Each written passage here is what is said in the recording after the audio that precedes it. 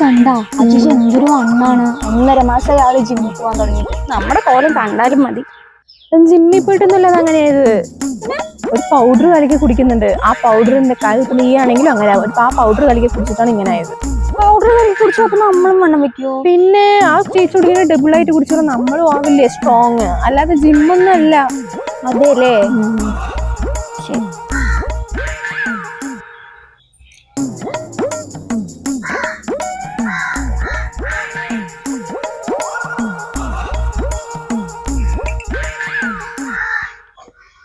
നീ എന്ത് ചെയ്യുന്ന പാലും വെള്ളമൊക്കെ കുടിക്കണേ?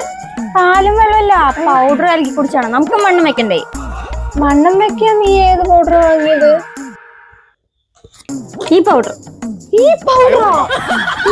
കുടിച്ചോ ഈ പൗഡറാ?